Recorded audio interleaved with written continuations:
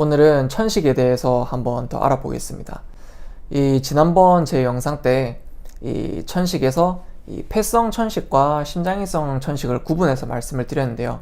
크게 대별해서 큰 특징만 한 가지씩 꼽자면 이 폐성 천식은 이 호흡기 분비물과 가래가 주로 많이 나온다고 말씀을 드렸고, 이 심장이성 천식은 이 정강이 위쪽을 푹 눌렀을 때 꾹 들어가 버리는 경골상 함유부종이 보인다고 말씀을 드렸습니다. 그런데 오늘은 폐성 천식에 대해서 조금 더 알아볼 건데요. 이 폐성 천식의 경우에도 호흡기 분비물이나 콧물, 가래 같은 것이 없는 경우가 있습니다. 이런 경우에는 분비물이 없으니까 심장이성 천식으로 봐야 될까요? 그렇진 않고요. 실제로 폐성 천식 중에서도 호흡기 분비물이 없는 경우가 발생을 하는데요. 이런 경우에는 어떤 약제를 써야 하는지, 이 호흡기 분비물이 있는 것과 어떻게 구분되는지 한번 설명을 드리도록 하겠습니다.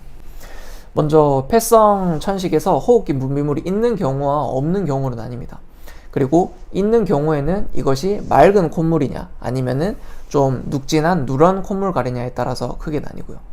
그래서 맑은 콧물과 가래인 경우에는 마황이라고 하는 약제를 주로 쓰고, 누렇고 좀 찐득한 콧물 가래에는 길경이라고 하는 약제를 주로 씁니다. 이 길경이라고 하는 약제는 도라지라고 제가 그때 말씀을 드렸었고요. 근데 여기서 콧물 가래가 아예 없는 경우가 있습니다. 이런 경우에는 어떤 약제를 써야 할까요? 그런 경우에는 바로 맹문동이라고 하는 약제를 씁니다.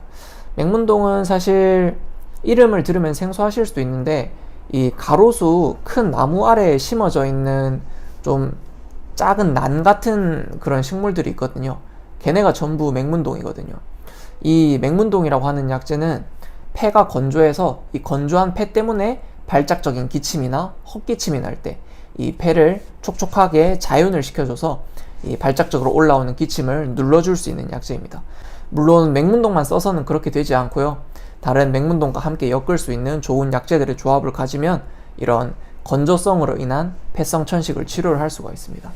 그래서 오늘은 이 맹문동과 그와 어울리는 약제들을 이용해서 이 폐성 천식을 치료한 케이스를 한번 설명드리도록 하겠습니다. 이분을 치료했을 때는 올해 1월쯤이었습니다. 올해 1월쯤에 이제 내원을 하셨고, 제가 이전에 불면증을 치료하고 천식을 치료했던 환자분이 있는데, 그 환자분의 소개로 오셔가지고 치료를 하게 됐습니다. 160대 초반의 키에 체중도 정상으로 보였고요. 조용하고 온순한 성격으로 보이셨고, 감정은 또 안정적이고 유순하고, 얼굴은 조금 흰 편이셨습니다. 그래서 그런 걸로 봤을 때 양인보다는 조금 음인에 가깝다. 그래서 음인으로 생각을 하고 치료에 접근을 하기 시작했습니다. 그래서 이분은 이제 2개월 전인 작년 11월에 코로나 확진을 받으셨고, 처음 확진이 됐을 때는 2, 3일 정도 오한 그리고 발열이 발생을 하다가 그 이후에는 이제 목에 칼이 들어있는 것처럼 인후통이 발생을 했다고 합니다. 그리고 그 후에 기침이 발생을 했고, 처음에 기침이 발생을 했을 때 콧물은 없었고 가래는 목에 약간 붙어 있는 것 같았다고 합니다. 첫 기침의 증상이 이 호흡기성 분비물이 거의 없는 상태로 발생을 한 거죠. 그래서 이때는 이렇게 증상이 끝났는데, 그 이후에 1월 초에 다시 감기가 걸리게 되면서 이제 발작적 기침이 엄청나게 나고 인후 이물감도 많이 생겼다고 합니다. 근데 그때도 이제 콧물이나 뭐 묽게 뱉어지는 가래 같은 거는 전혀 없었고요. 근데 그 뒤부터 이제 천식 증상이 발생을 하면서 이 발작성 기침이 하루에 한 번 이상 굉장히 심하게 발생하고, 이 대화를 하고 문진을 나누는데 계속해서 하고 하는 그런 헛기침이 계속 이렇게 하시는 거를 볼 수 있었습니다. 그래서 진료 중에도 계속 기침을 하시는데, 이 묽은 가래에 뭔가 그렁그렁한 느낌이 아니라 가래가 전혀 느껴지지 않는 그런 목과 기관지가 간질간질해서 참을 수 없이 올라오는 그런 마른 기침의 느낌이었습니다. 그래서 인후부에 가래가 계속 붙어있는 느낌이 나는 게 계속 불편하신지 거리면서 진료를 받으셨고요. 그래서 이 병이 결국에는 발작적 기침, 헛기침, 인후 이물감 등이 있기 때문에 천식으로 진단이 되었고요. 그래서 이 병을 치료하기 위해서 약제들을 고르기 시작했습니다. 어쨌든 이게 감기든 천식이든 뭐 코로나 후유증이든 무슨 호흡기 증상이든 간에 호흡기 증상은 첫 발병했을 때 증상 자체가 굉장히 중요합니다. 그 발병했을 때 증상과 체질을 토대로 약을 써야지 나중에 병증이 바뀌었더라도 근본적인 치료를 통해서 이 병증을 해결을 할 수가 있습니다.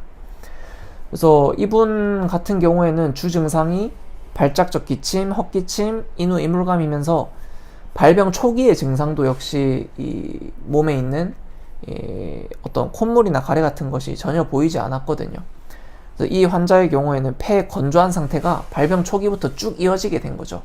그래서 결국에는 이 병리 자체가 이 건조해진 폐와 기관지 그리고 인후부가 건조해져 있기 때문에 자꾸 뭔가 간질간질하면서 발작적인 기침과 헛기침과 인후 이물감이 나타난 것이기 때문에 맑은 콧물이나 가래에 쓰는 마왕도 완전히 배제가 되고요.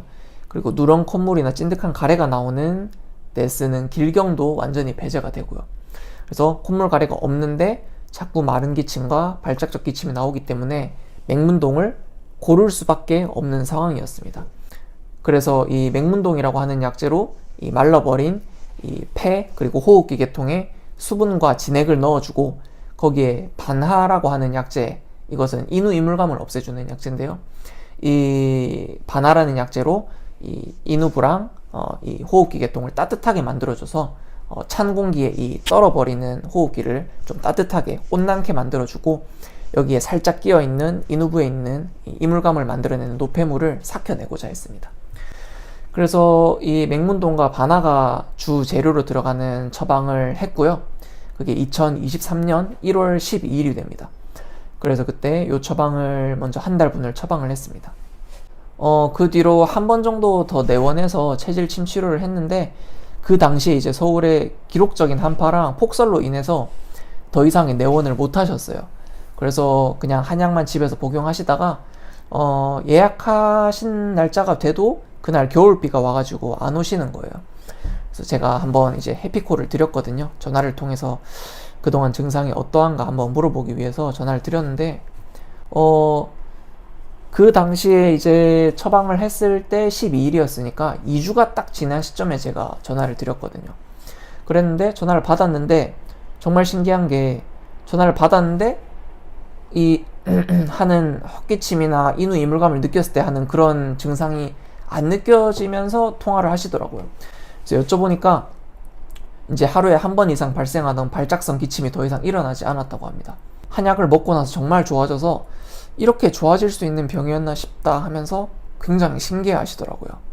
그리고 하거나 하는 이 헛기침도 거의 많이 줄어서 이제는 대화를 엄청 많이 할 때만 조금 하는 편이고 그리고 찬바람 불 때만 조금 하는 정도라고 합니다. 그래서 이 천식이든 코로나든 결국 가장 중요한 거는 체질이고요. 그 과정에서 맨 처음 코로나나 천식을 겪었을 때 느꼈던 그 증상 자체가 중요합니다. 그 증상에서 기인해서 시작하는 것이기 때문에 이 증상을 토대로 체질을 파악을 해서 천식을 치료를 해야 합니다. 그래서 제가 치료하고자 하는 목표는 결국 항상 신체 건강의 고양입니다. 그 사람이 왜 이런 병이 생겼는지 이유를 알아야 되고요. 그래서 신체적으로 지금 어떤 점이 부족한지 어떤 점이 넘치는지에 대해서 반드시 알아야 됩니다. 그래서 같은 천식이라고 하더라도 같은 약을 써서도 안 되고요. 같은 체질이라고 하더라도 세부적인 증상이 다르기 때문에 같은 처방을 써서는 안 됩니다.